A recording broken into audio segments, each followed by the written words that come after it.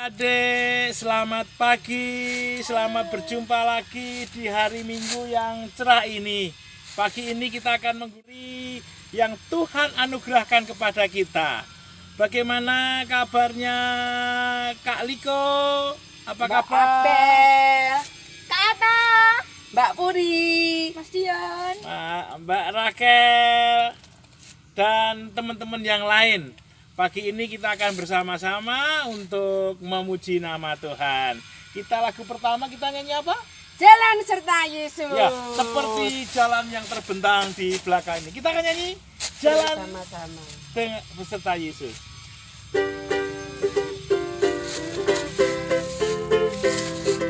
Jalan serta Yesus, jalan sertanya setiap hari.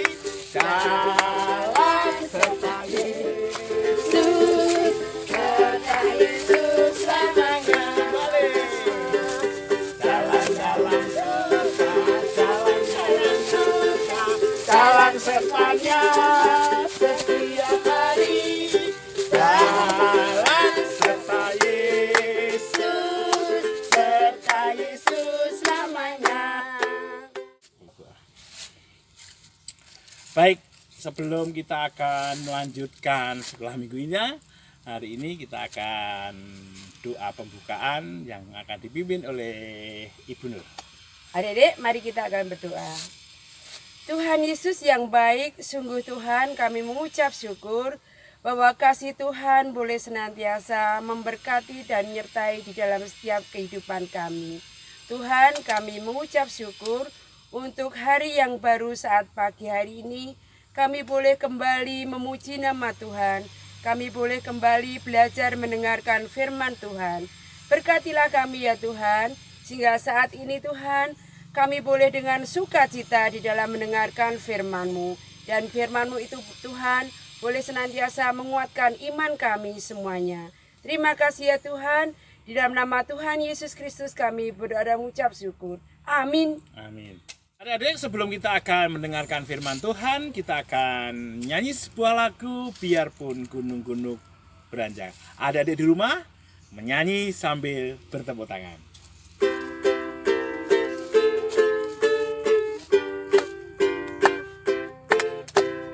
Biarpun gunung-gunung beranjak dan bukit-bukit pun bergoyang, namun kasih setiamu tak akan Beranjak dariku, tak akan beranjak, tak akan bergoyang, tak akan beranjak, tak akan bergoyang. Demikianlah firman Tuhan yang mengasihiku. Sekali lagi.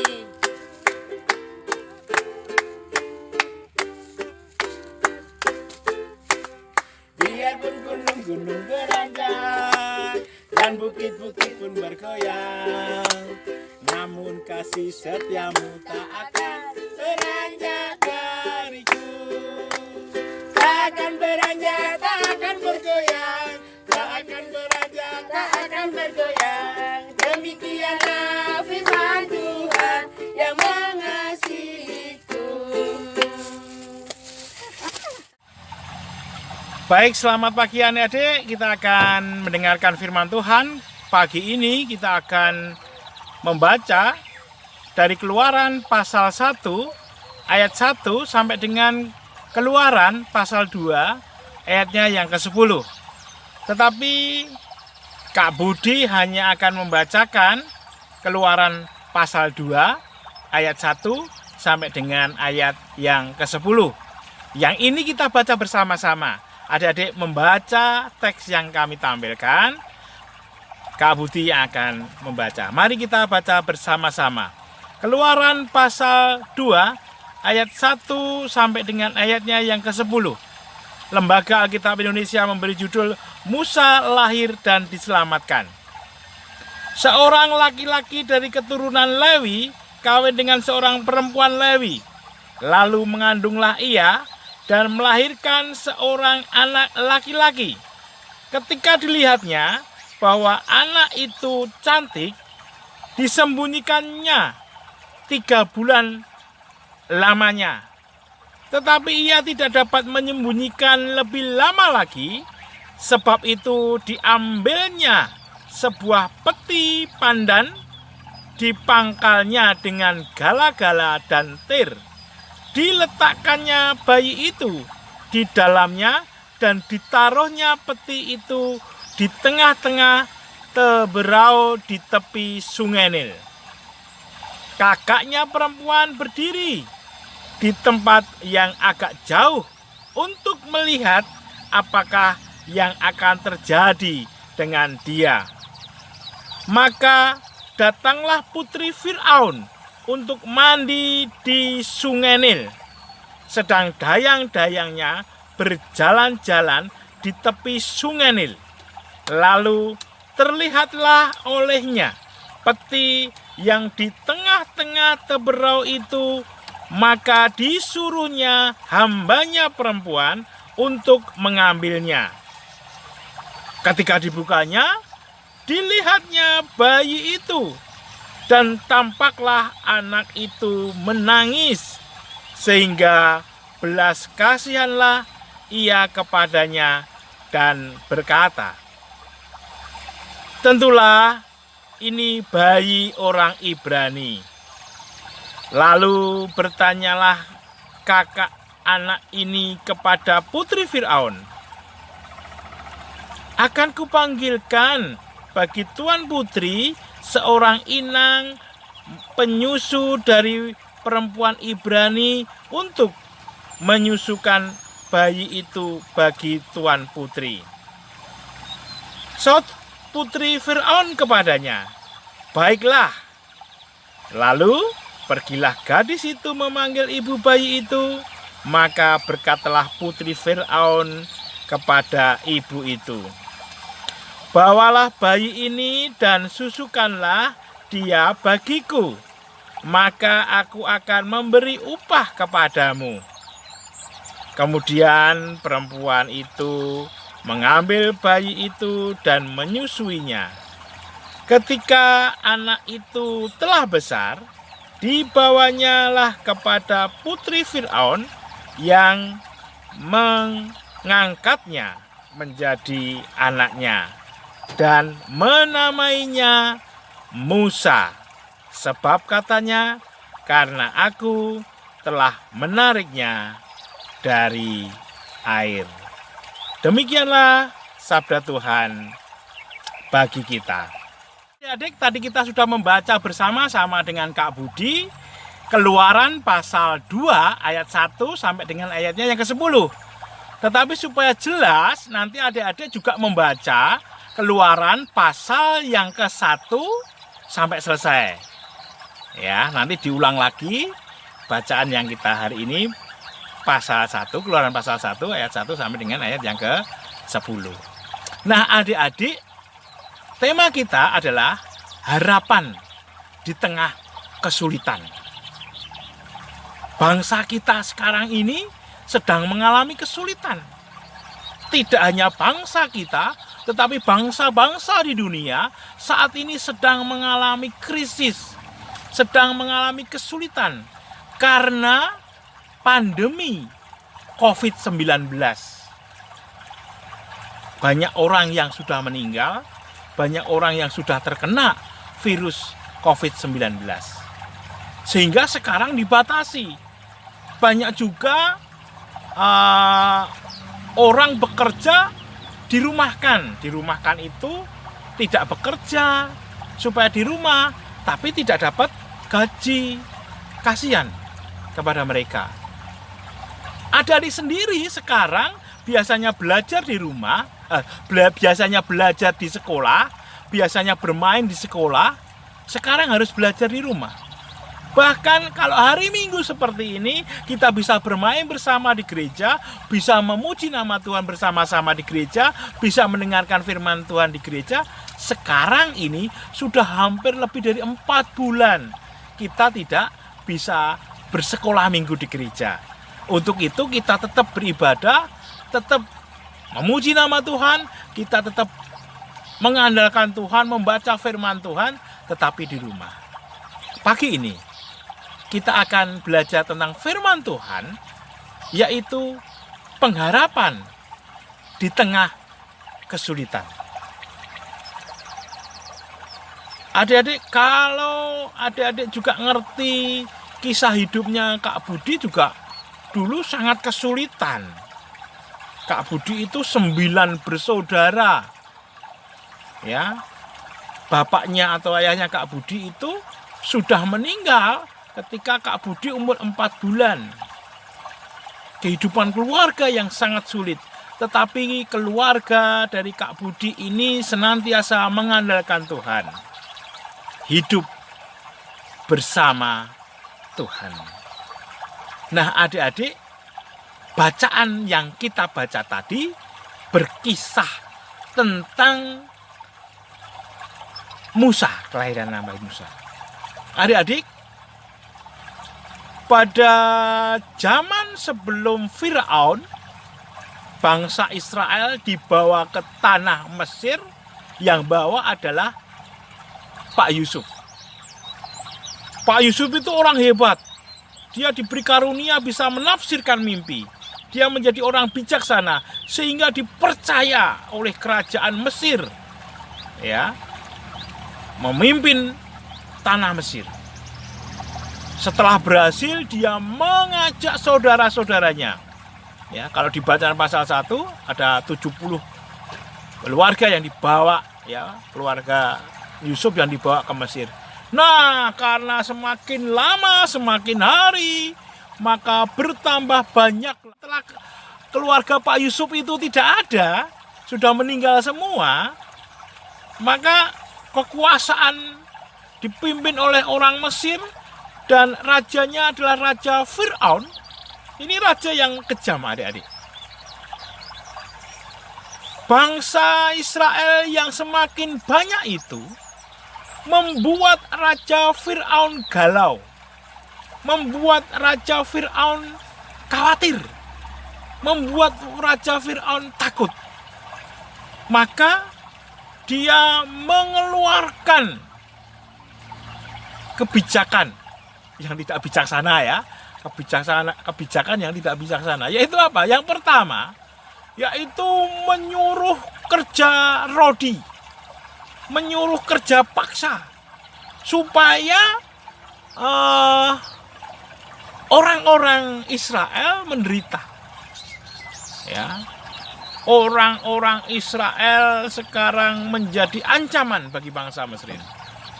Firaun yang kedua memerintahkan agar bayi laki-laki, bayi yang laki-laki dibunuh.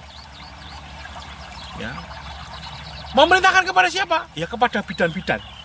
Ya, bidan-bidan supaya kalau menolong bayi laki-laki harus, ya, bagaimana caranya? Tidak hidup. Nah, adik-adik, tetapi ada 2 bidan yang bagus.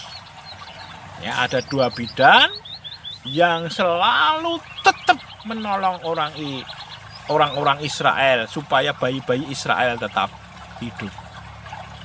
Nah, adik-adik, ketika Raja Firaun tahu, loh, saya sudah memerintahkan untuk orang-orang Israel yang melahirkan, yang anaknya laki-laki dibunuh, tetapi kok masih banyak juga, ya, masih banyak juga yang lahir. Kemudian, ya, mengetahui bahwa bayi-bayi laki-laki di Israel masih banyak yang hidup, raja memerintahkan untuk melemparkan bayi ke sungai Nil. Pada waktu itulah Musa lahir. Nah, bapak ibunya sayang kan kepada anaknya? Ya, bapak ibunya Musa punya cara. Disembunyikan bayi itu sampai usianya 3 bulan. Nah, setelah 3 bulan, wah, ini tidak bisa lama-lama kalau disimpan atau disembunyikan di rumah. Maka bagaimana supaya bayi ini tetap hidup? Maka bapaknya membuat keranjang, ya. Bagaimana bisa meletakkan, ya, di situ. Ya. Adik-adik, pada waktu itulah Musa sudah berusia 3 bulan hingga waktu di mana bayi Musa semakin besar dan tidak mungkin disembunyikan lagi. Orang tua Musa memutuskan untuk menaruh Musa di dalam sebuah keranjang yang dihanyutkan di Sungai Nil. Ini semua dilakukan untuk menyelamatkan Musa. Tuhan membuat keranjang bayi Musa itu terbawa arus Sungai Nil dan berhenti tepat di mana putri Raja Fir'aun sedang mandi. Ketika putri Fir'aun membuka keranjang itu, ia melihat ada seorang bayi yang sangat tampan di dalamnya. Bayi itu ganteng, putih gagah. Ya, ketika putri Fir'aun melihat itu, ia merasa kasihan kepada bayi itu. Tiba-tiba bayi itu nangis.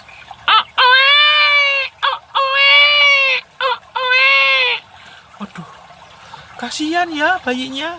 Maka adik-adik, ternyata kakaknya Musa ada di sekitar situ. Ya. Ketika kakaknya tahu, ya, kakaknya namanya Miriam, kakak Musa yang ada di dekat dengan keranjang itu menawarkan jasa.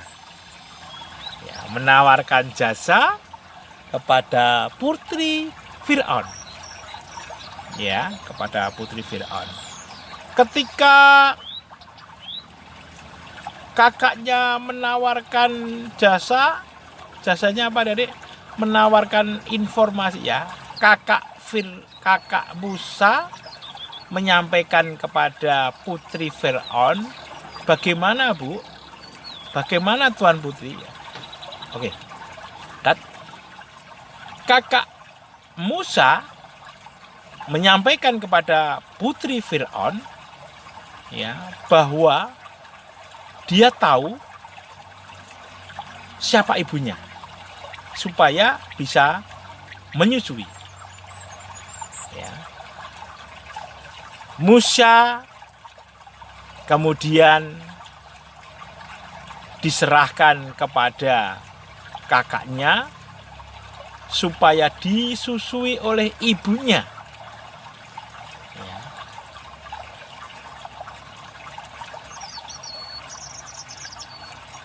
Cut.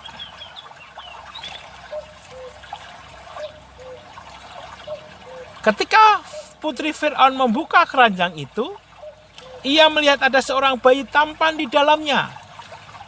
Putri itu merasa kasihan pada bayi tampan itu karena memang Musa dilahirkan dengan wajah yang tampan dan gagah, sehingga ia mau mengangkatnya menjadi anaknya. Putri itu merasa kasihan pada bayi itu dan sangat sayang sekali. Kemudian Miriam, kakak Musa yang ada di sekitar keranjang itu, di sekitar Sungai Nil itu, yang memang dia mendampingi atau mengawasi adiknya, menawarkan jasa seorang ibu yang dapat menyusui Musa. Dia ngomong sama putri, "Putri, Tuan Putri, bagaimana kalau anak ini disusui oleh ibunya?"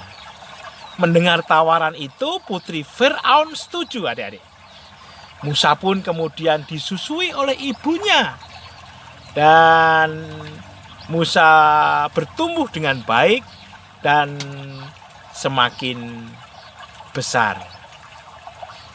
Musa pun dirawat ibunya, bertumbuh dengan baik. Di tengah bahaya bangsa Israel yang saat itu disuruh kerja paksa, yang saat itu bayi laki-laki dibunuh, yang saat itu ya bayi laki-laki dibuang ke sungai. Ternyata Allah setia menolong dan menyelamatkan Musa. Sekalipun Musa dibesarkan di lingkungan istana Firaun, di bawah asuhan putri Firaun, namun Tuhan terus memeliharanya. Tuhan terus memberi kebijaksanaan kepada Musa. Kelak Tuhan akan memakai Musa untuk membebaskan umatnya. Kelak Musa akan dipakai Tuhan. Nah adik-adik, kita yang saat ini dalam kesulitan, kita tidak boleh bersekolah karena ada aturan social distancing, jaga jarak. Tetapi Tuhan akan memelihara kita.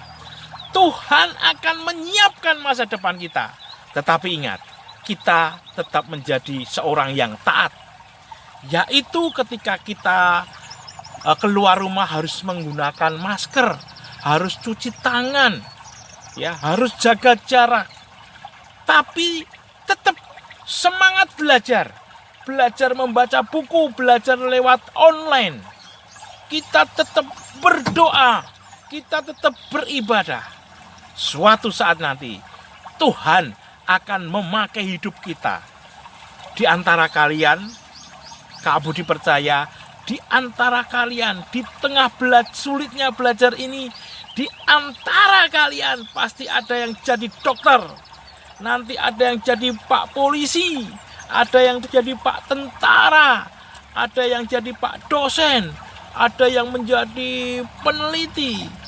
Yang penting adalah kita tetap semangat belajar, tetap mengandalkan Tuhan.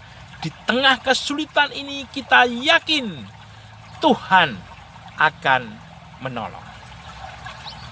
Tetap semangat, tetap belajar, tetap menjaga protokol kesehatan COVID-19. Tuhan memberkati adik-adik sekalian. Mari kita berdoa. Tuhan Allah kami yang sangat-sangat mengasihi kami. Kami bersyukur Tuhan, di tengah kesulitan-kesulitan yang terjadi di keluarga kami, Tuhan senantiasa menolong kami. Tuhan, walaupun kami tidak boleh beribadah di gereja, tetapi kami bersyukur kami boleh bersekolah minggu melalui daring. Kami melalui online. Tuhan, terima kasih untuk kesempatan di mana kami boleh memuji Tuhan bersama. Kesempatan di mana kami boleh membaca firman Tuhan. Kesempatan di mana kami boleh bersyukur kepada Tuhan. Ya Tuhan, kami berdoa di tengah kesulitan kami belajar.